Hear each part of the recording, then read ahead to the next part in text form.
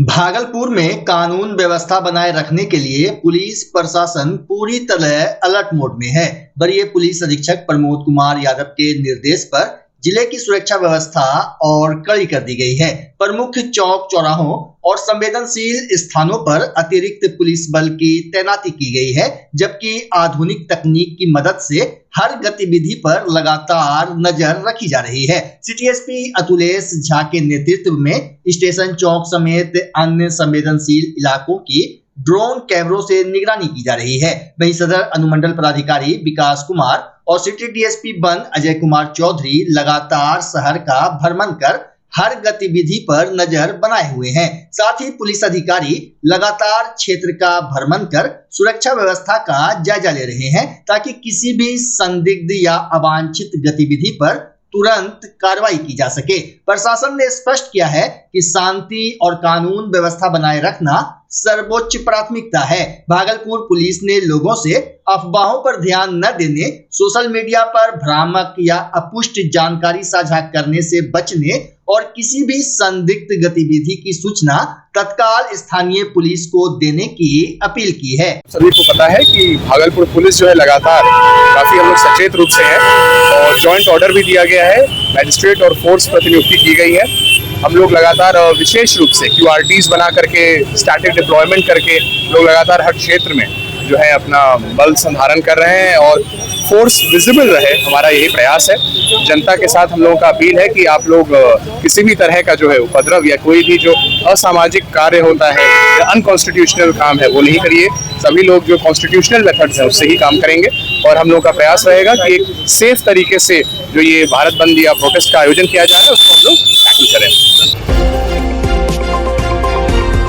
भागलपुर के हबीबपुर नगर पंचायत क्षेत्र से एक गंभीर और चिंताजनक मामला सामने आया है। सुद्धी मुखिया चौक पर नाला सफाई के दौरान सफाई कर्मी बलराम करंट की चपेट में आ गया, जिससे इलाके में अफरा तफरी मच गई। स्थानीय लोगों के अनुसार जब वे उसे बचाने पहुंचे तो जमीन और आसपास के हिस्सों में करंट फैल रहा था, जिससे उन्हें भी झटका महसूस हुआ। घटना के बाद घायल सफाई कर्मी को लोगों की मदद से सदर अस्पताल भेजा गया, जहां उसका इलाज चल रहा है। गौरतलब है कि कुछ दिन पहले जनाजा दफनाने के दौरान कब्रिस्तान में करंट फैलने से बड़ी दुर्घटना हुई थी। लगातार हो रही ऐसी घटनाओं ने बिजली विभाग की कार्यशैली पर गंभीर सवाल खड़े कर दिए हैं। स्थानीय लोगों का आरोप है कि सफाई कर्मी बिना किसी सुरक्षा उपकरण के नाले की सफाई कर रहे थे। दस्ताना उसे नहीं मिला। नहीं तो तार कोई डायरेक्ट पकड़ लिए थे? नहीं, तब लगा पानी सारी देखा नहीं। क्या नाम है तुम्हारा? बलराम कुमार। कहाँ घर है? गांधी नगर सिलाटर नाथ नगर। घटना यही हुआ कि लाली के थोड़ा देर 4 अंगूर के सामने में जो आर्थिंग दिया हुआ था। अच्छा। तो लाली में खाली पर जो घुसा ना सर, ये लाली में छटपटाने लगा। लाली में जो छटपटाने लगा, हम लोग जो गए तो हम लोग जैसे उसको निकाले तो हम लोग को भी फेंक दिया। फिर जबरदस्ती उसको लाली पर से खींच के, ड्रम टूटने वाला था, उसको पकड़ के खींच के हम लोग बाहर। कहाँ पर क्या घटना है ये हबीबपुर चौक पे है। हबीबपुर चौक पे? सुद्धी मुखिया चक्कर का नाम है। अच्छा, हाँ। वहीं पर के जो है वहाँ पर ये घटना हुआ। कितने लोग काम कर रहे थे वहाँ पर? कल लेबर थे 7 गो। 7 लेबर काम कर रहे थे। जो घायल हुआ उसका क्या नाम है? उसका नाम हुआ बलराम पासवान। कब से काम कर रहे हो इस लाइन में तुम लोग? लाइन में नगर हो गया पंचायत सर, में 5 साल काम किया, 6ठा साल जा रहा है सर। सेफ्टी के लिए क्या दिया था तुम लोग को? सेफ्टी के लिए जूता उता भी दिया था। तो पहने थे? लेकिन पहने नहीं थे। पहने नहीं थे? हाँ, पहने नहीं थे। जूता हुआ दिया हुआ था, लेकिन पहने नहीं। भाई खाली पर जो घुसा आर्थिंग वाला सरतार था, उसी में इसको करंट लग गया। तो हम लोग तुरंत उसको बचाने के लिए गए, तो हम लोग को भी फेंक। क्या स्थिति है अभी उसकी? ठीक है तो अभी तो ठीक है, लेकिन बोल नहीं रहा कुछ। मैंने थोड़ा कुछ बोला ताकत शरीर में नहीं मिल रहा।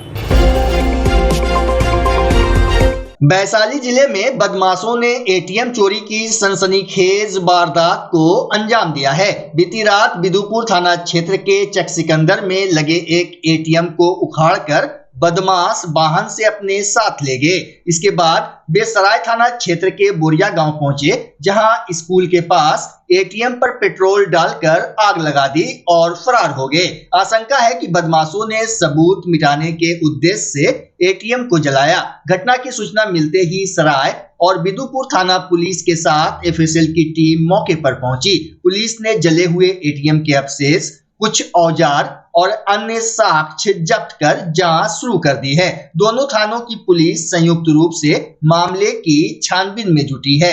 आसपास के सीसीटीवी कैमरों की फुटेज खंगाली जा रही है, जबकि बदमाशों के वाहन की पहचान के लिए टोल प्लाजा और प्रमुख मार्गों की भी जांच की जा रही है। एसडीपीओ सुबोध कुमार ने बताया कि मामले की जांच जारी है। चक सिकंदर बाजार में कल देर रात्रि जो अभी सूचना प्राप्त हुई है, उसमें 2 एटीएम लगे हुए थे, जिसमें से एक एटीएम मशीन जो करीब 3 से 4 के संख्या में थे चोर, उनके द्वारा जो है चोरी कर लिया गया। जो चोरी की गई मशीन थी वो सराय थाना क्षेत्र में मिला है। अभी तक जो जानकारी मिली है उसमें लगभग एटीएम मशीन के अंदर लगभग 1 लाख रुपये थे, जो चोरों के द्वारा जो है चोरी कर लिया गया है। एसबीआई के द्वारा अभी आधिकारिक रूप से बताया जाना है कि कितना कैश उसमें था, वो अभी पुष्टि नहीं किया गया उनके द्वारा। फिलहाल अभी हम लोग को जो सीसीटीवी फुटेज देखे हैं उसमें कार की जो है शिनाख्त हो पाई है कि कौन सी कार थी, किस कलर की थी, और अन्य पहलुओं पर हम लोग जांच कर रहे हैं। 2 टीमें काम कर रही हैं, जल्द ही हम लोग इस कांड का उद्भेदन कर लेंगे। कितने लोग सर इसमें घटना में शामिल? लगभग 3 से 4 की संख्या में थे चोर, जिनके द्वारा ये घटना करी कितने बजे की घटना है? लगभग देर रात्रि कल 1 से 2 के बीच की घटना है। सर एटीएम को कैसे उखाड़ के ले जाया गया है? क्या अभी जो उसका मोडस पता चला है कि उसमें कुछ रोप लगाया गया था, रस्सी। पहले उसको जहाँ पे सील किया गया था एटीएम को, उसको गैस कटर से काटा गया है, उसका रोप लगा करके उसको खींच लिया गया है। ये अभी तक जो जानकारी मिली है। नीट पेपर लीक मामले को लेकर भागलपुर के पूर्व कांग्रेस विधायक अजीत शर्मा ने केंद्र सरकार पर तीखा हमला बोला। उन्होंने कहा कि नीट पेपर लीक को लेकर देश भर के छात्र छात्राएं आंदोलन कर रहे हैं, लेकिन उनकी मांगे सुनने के बजाय उन पर लाठीचार्ज किया जा रहा है। अजीत शर्मा ने आरोप लगाया कि छात्रों के समर्थन में सड़क पर उतरे लोकसभा में नेता प्रतिपक्ष राहुल गांधी को भी पुलिस ने हिरासत में ले लिया, जो लोकतांत्रिक अधिकारों का उल्लंघन है। उन्होंने प्रधानमंत्री नरेंद्र मोदी और केंद्रीय शिक्षा मंत्री धर्मेंद्र प्रधान पर सवाल उठाते हुए कहा कि सरकार छात्रों के भविष्य को लेकर गंभीर नहीं दिख रही है। अजीत शर्मा ने विवादित टिप्पणी करते हुए कहा कि मोदी जी को बच्चे नहीं हैं, इसलिए उन्हें छात्रों की फिक्र नहीं है। उन्होंने पेपर लीक प्रकरण में शिक्षा मंत्री से इस्तीफे की मांग की और कहा कि छात्रों के भविष्य से खिलवाड़ बर्दाश्त नहीं किया जाएगा। प्रेस वार्ता के दौरान भागलपुर के पूर्व कांग्रेस विधायक अजीत शर्मा ने कहा कि कांग्रेस हमेशा छात्रों के अधिकारों और उनकी जायज मांगों के साथ खड़ी रहेगी। मेरा डिमांड है, जिन लोगों ने भी छात्र एवं छात्राओं को लाठी से पीटने का काम किया है, उस पर कड़ी से कड़ी कार्रवाई होनी चाहिए। क्या नरेंद्र मोदी जी बैठ के कर रहे हैं? आज धर्मेंद्र प्रधान जी शिक्षा मंत्री हैं, ये पेपर लीक हो रहा है, बराबर छात्रों के भविष्य के साथ खिलवाड़ हो रहा है। क्यों प्रधानमंत्री चुप है? मैं उनसे पूछना चाहता हूँ, क्या धर्मेंद्र प्रधान जी के पास आपका कुछ ऐसा छिपा हुआ राज है जो कि आप डर रहे हैं और उनसे इस्तीफा नहीं ले रहे हैं? निश्चित तौर पर यह आपको जनता जानना चाहती है कि आगे शिक्षा मंत्री के इस्तीफा क्यों नहीं मांग कर रहे हैं। आज पूरा देश आंदोलित है, सब जगह आंदोलन हो रहा है, लड़कियां पीटी जा रही हैं और आप चुपचाप बैठे हैं। इसलिए ये निश्चित तौर पर होना चाहिए।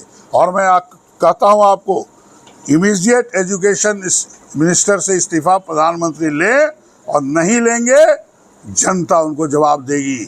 दूसरा आपको बता दें, प्रधानमंत्री जी जो छात्र और छात्राओं से जो जिनके साथ गलतियां हुई उनसे उनको माफ़ी मांगनी होगी प्रधानमंत्री को। अगर वो माफ़ी नहीं मांगेंगे तो छात्र छात्राओं पूरे देश का उनको आगे कभी प्रधानमंत्री चुनने का काम नहीं करेगा। इसलिए आज जो विषय है बहुत गंभीर विषय है।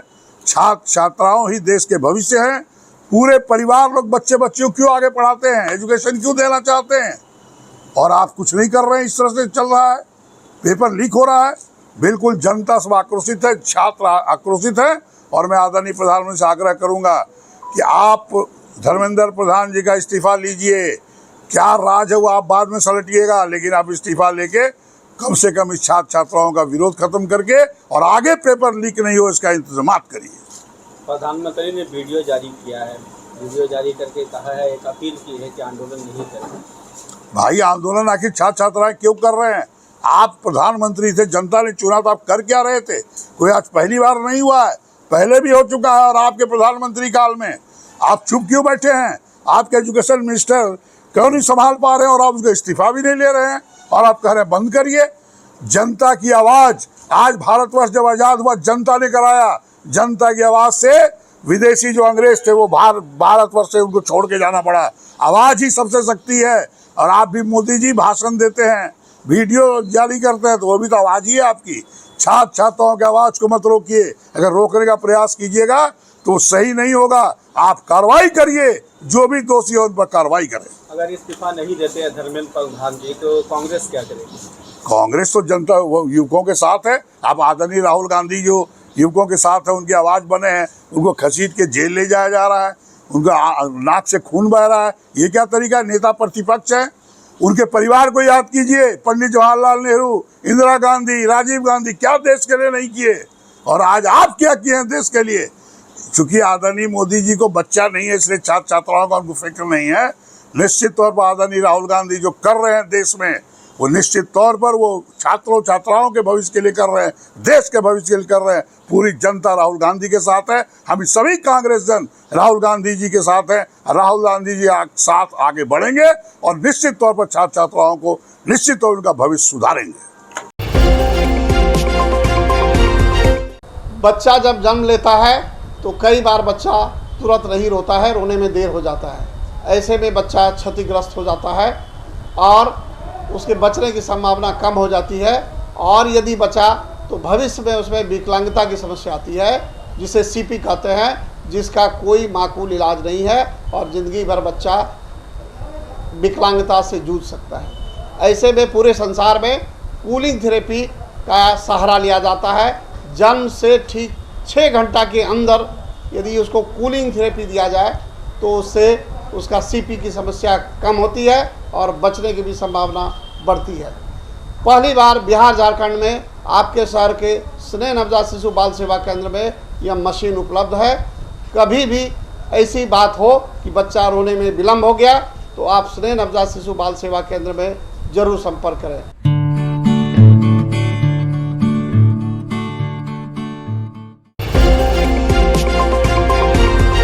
भागलपुर का जिला परिषद डाक बंगला इन दिनों बदहाली का शिकार है। जर्जर हो चुके इस भवन में नशेड़ियों का जमावड़ा लगने लगा है, जिससे इसकी सुरक्षा व्यवस्था पर गंभीर सवाल खड़े हो रहे हैं। जिला परिषद अध्यक्ष विपिन मंडल ने आरोप लगाया कि डाक बंगले में नशेड़ियों के अड्डे की शिकायत 2 बार स्थानीय थाना से की गई, लेकिन अब तक कोई कार्रवाई नहीं हुई। उन्होंने कहा कि अब इस मामले में वरीय पुलिस अधीक्षक को पत्र लिखकर कार्रवाई की मांग की जाएगी। अध्यक्ष ने बताया कि भवन के जीर्णोद्धार के लिए लगातार प्रयास किए जा रहे हैं। वहीं डाक बंगले में छात्रों के रहने के सवाल पर उन्होंने स्पष्ट किया कि वहां रहने वाले सभी छात्र जिला परिषद सदस्यों या कर्मचारियों के परिजन हैं। कभी जनप्रतिनिधियों के ठहरने का प्रमुख केंद्र रहा यह डाक बंगला आज उपेक्षा की तस्वीर बन चुका है। नशेड़ियों के बारे में सूचना तो मिली थी, 1-2 बार हमने थाना को भी इन्फॉर्म किया था, तो हम लोग लगता है एसपी साहब को एक बार बोलते हैं, लिखित में हम लोग देते हैं, क्योंकि वो अभी जर्जर अवस्था में है। कुछ बच्चे रह रहे हैं पढ़ने वाले, वो अपने मेंटेन से रह रहे हैं। हम लोग इस पे प्रयास करके एक नया कंस्ट्रक्शन का भी निर्माण का कार्य कराना चाह रहे हैं। वो जिला परिषद के सदस्यों के लिए भी था पूर्व में, लेकिन विगत वर्षों से वो जर्जर हो चुका है। हमको लगता है उसी का फायदा उठा के कुछ नशेड़ी उसमें जा रहे हैं, तो हम लोग प्रशासन से कहेंगे कि उस पर कंट्रोल किया जाए। सर, छात्र रह रहे हैं किस बेस पर? छात्र रह रहे हैं वो पूर्व से रह रहे हैं, चूंकि पुरानी बिल्डिंग है और छात्र रह रहे हैं तो थोड़ी सुरक्षा हो पा रही है। भागलपुर में सक्षम फाउंडेशन के प्रतिनिधि मंडल ने अध्यक्ष संगीता तिवारी के नेतृत्व में जिला पदाधिकारी अलंकृता पांडे से मुलाकात कर उन्हें अंग वस्त्र, स्मृति चिन्ह और पुष्प गुच्छ देकर सम्मानित किया। इस दौरान फाउंडेशन ने महिला सुरक्षा, शहर में आधुनिक पिंक टॉयलेट निर्माण, मॉर्निंग वॉकर्स की सुरक्षा के लिए नियमित पुलिस पेट्रोलिंग, लाजपत पार्क के जीर्णोद्धार तथा युवाओं के बढ़ते नशे पर प्रभावी रोक लगाने की मांग को लेकर ज्ञापन सौंपा। प्रतिनिधि मंडल में कांति पाठक, राजेश कुमार, नीरज तिवारी, डोली मंडल सहित संस्था के कई सदस्य मौजूद रहे।